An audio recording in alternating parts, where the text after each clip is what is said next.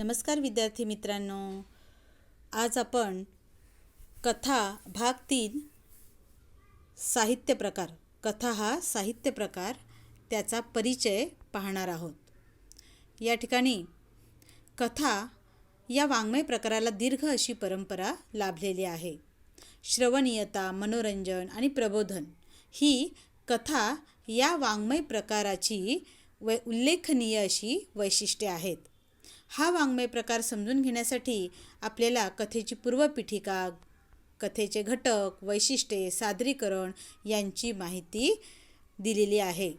कथेच्या अभ्यासातून भाषिक कौशल्ये विकसित होतात, तसेच व्यावसायिक संधी देखील आपल्याला उपलब्ध होतात. कथा या साहित्य प्रकाराचा परिचय व्हावा याच हेतूने या कथा हा साहित्य प्रकार या परिचयामध्ये विवेचन केलेलं आहे. पहा, आता या ठिकाणी प्रस्तावना आपण पाहतोय. मनुष्य आपले अनुभव आणि आपल्या कल्पना जेव्हा दुसऱ्याला सांगू लागला तेव्हाच त्यांची गोष्ट झाली आणि त्यातूनच त्या कथेचा काय झाला, जन्म झाला. कथा या शब्दाचा शब्दशः जर अर्थ आपण पाहिला तर अर्थ गोष्ट, कहाणी, हकीकत, वर्णन असा आहे. लक्षवेधी, सोप्या, सुटसुटीत आणि रसाळ अशा शब्दात पूर्वी गोष्ट सांगितली जात असे. या श्रवण गोष्टीतून मनोरंजन आणि अप्रत्यक्षपणे बोध देण्याचा प्रयत्न या ठिकाणी होत असे. मौखिक परंपरेतून सुरू झालेल्या आणि लिखित स्वरूपात स्थिरावलेल्या कथा या वाङ्मय प्रकाराला उत्तरोत्तर लोकप्रियता लाभत गेली. कथ म्हणजे सांगणे किंवा निवेदन करणे. कथ या मूळ धातूपासून कथा हा शब्द रूढ झालेला आहे. भारतात कथा या साहित्य प्रकाराला फार मोठी अशी परंपरा आहे. आता आपल्याला पाहायचं आहे की कथा म्हणजे नेमकं काय. तर प्रारंभी म्हणजे सुरुवातीला एखादी शिकवण देण्यासाठी किंवा एखादा बोध देण्यासाठी कथालेखन केले गेले. नंतर मनोरंजन करण्यासाठी किंवा एखादा विचार, भावना, चित्ताकर्षक घटना या वाचकांपर्यंत पोहोचवण्यासाठी कथा या लिहिल्या जाऊ लागल्या. कथेमध्ये घटना असतात, कथानक असते, तिच्यात पात्रे असतात, स्थळ, काळ, वेळ यांचाही उल्लेख या कथेमध्ये असतो. कथेच्या विषयानुसार तिच्यामध्ये विशिष्ट वातावरण देखील असते आणि समर्पक अशी निवेदन शैली देखील असते. कथेतील पात्रांच्या परस्पर संबंधातून निर्माण झालेले ताणतणाव, संघर्ष, गुंतागुंत ही देखील कथेमध्ये असते आणि या सर्वांचा एक उत्कर्ष बिंदूही म्हणजे ज्याला आपण क्लायमॅक्स म्हणतो तर तो असतो या कथेमध्ये. अर्थात या सर्व घटकांनी युक्त अशा कथेला समर्पक शेवटही असतो. तसेच एक सुयोग्य आणि उत्तम शीर्षकही असते. थोडक्यात सांगायचे तर कथा म्हणजे एका विशिष्ट स्थलकाली पात्रांच्या परस्पर संबंधातून घडलेल्या घटनांचे एखाद्या विशिष्ट हेतूने केलेले उत्कंठावर्धक चित्रण म्हणजे कथा होय. अर्थात प्रत्येक कथेमध्ये हे सर्वच घटक असतीलच आणि त्यांचे प्रमाणही सारखे असेल असे आपल्याला म्हणता येणार नाही. एखाद्या कथेत पात्रांनाच प्राधान्य असेल तर एखाद्या कथेमध्ये प्रसंगांना. कधी लेखकाचा दृष्टिकोन अधिक महत्त्वाचा असू शकतो तर एखादी कथा वातावरण निर्मितीचा हेतू लक्षात घेऊन लिहिली जाऊ शकते. तीच गोष्ट विचारांची आणि भावनांचीही असू शकते. थोडक्यात म्हणजे कथा म्हणजे काय तर केवळ प्रसंगांचे वर्णन नव्हे, केवळ व्यक्तींचे चित्रण नव्हे, निव्वळ दृष्टिकोन किंवा एकाच विचाराचा परिपोष नव्हे, तर कथा म्हणजे पात्रे, प्रसंग, संघर्ष, गुंतागुंत, वातावरण, विचार, भावना, निवेदनशैली अशा सर्वांचे एक सुसंघटित असे प्रकटीकरण होय. आता आपल्याला या कथेची पूर्वपीठिका समजून घ्यायची आहे. 1890 श्रेष्ठ कादंबरीकार ना. आपटे म्हणजेच हरिनारायण आपटे यांनी करमणूक या साप्ताहिकाची काय केली, सुरुवात केली आणि या साप्ताहिकामधून त्यांनी दैनंदिन जीवनाशी संबंधित साध्या आणि हृदयस्पर्शी अशा कथा प्रकाशित केल्या. पुढे कथेच्या स्वरूपात कालानुरूप बदल होत गेले. आशय आणि अभिव्यक्तीत परिवर्तन होऊन कथा सामर्थ्यवान झाली. अधिकाधिक विषयांना स्पर्श करत ती बहुआयामी होत गेली. लेखनतंत्रातही प्रयोग झाले. त्यानंतर ग्रामीण कथा, दलित कथा यांनी कथा वाङ्मयाला समृद्ध केले. स्त्री शिक्षणाच्या प्रसाराचा प्रभाव साहित्यावरही झाला. स्त्रियांचे अनुभव कथेच्या माध्यमातून व्यक्त होऊ लागले. त्यामुळे एकूणच कथेचा प्रवाह आणि आशय दोन्हीही वृद्धिंगत होत गेले. अशी ही जीवनाचे विविधांगी दर्शन घडवणारी कथा आजही वाचकांना आकृष्ट करत आहे. आता आपल्याला कथेचे घटक कोणकोणते आहेत ते पाहायचेत. पहिला घटक आहे कथेचा, तो म्हणजे कथाबीज. आता कथाकार त्याच्या प्रतिभाशक्तीने एखाद्या घटनेमध्ये वास्तवाचे आणि कल्पनेचे रंग भरत असतो.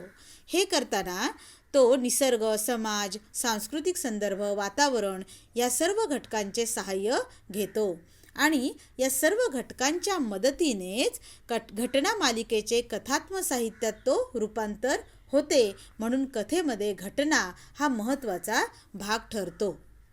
कथेत या मूळ घटनेलाच कथाबीज असे म्हणतात. कथेचा दुसरा जो घटक आहे तो म्हणजे कथानक.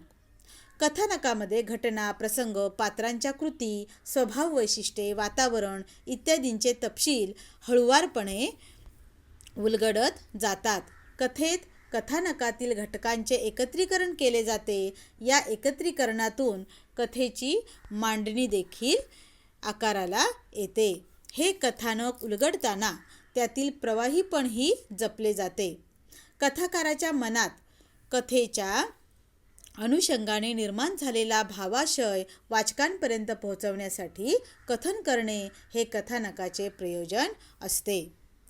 कथेचा तिसरा जो घटक आहे तो म्हणजे पात्रचित्रण म्हणजेच पात्रपरिचय.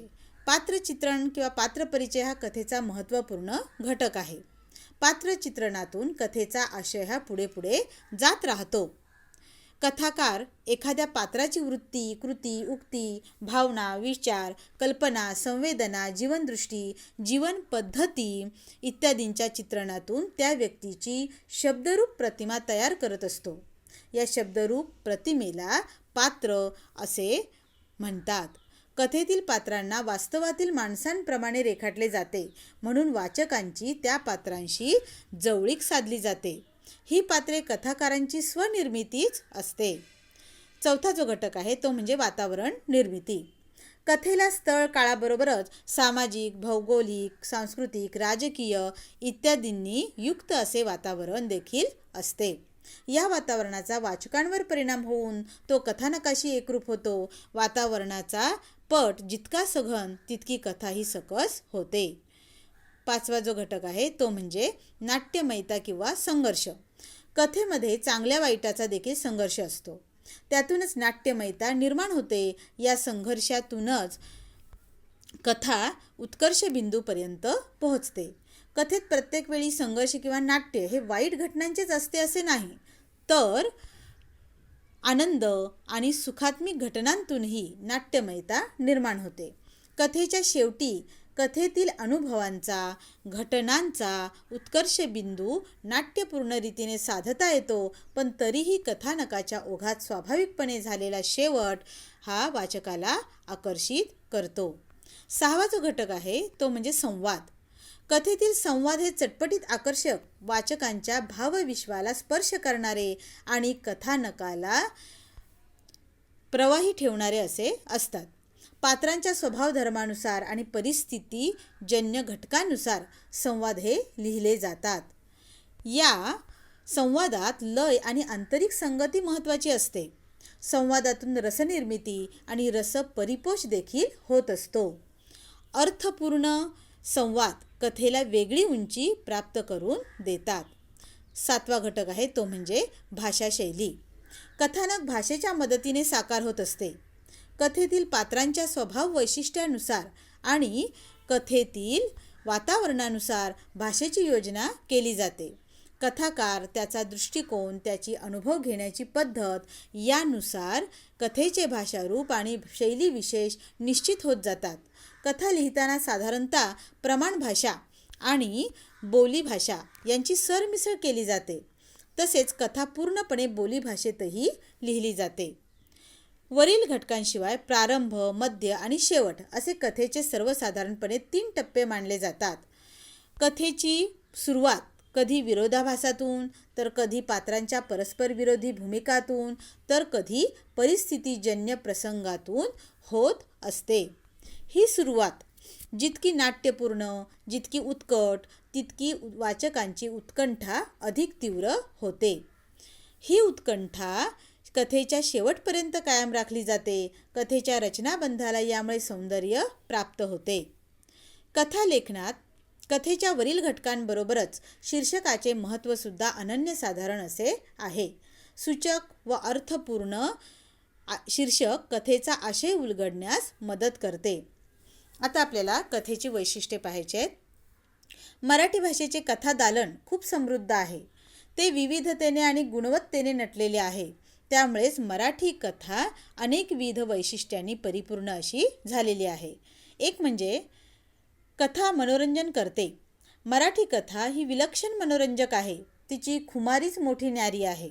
मराठीमध्ये सर्वात जास्त वाचला जाणारा साहित्य प्रकार म्हणजे कथा होय. दिवाळी अंकांमध्ये कथेला मानाचे पान दिले जाते. ते तिच्या मनोरंजकता या वैशिष्ट्यामुळेच.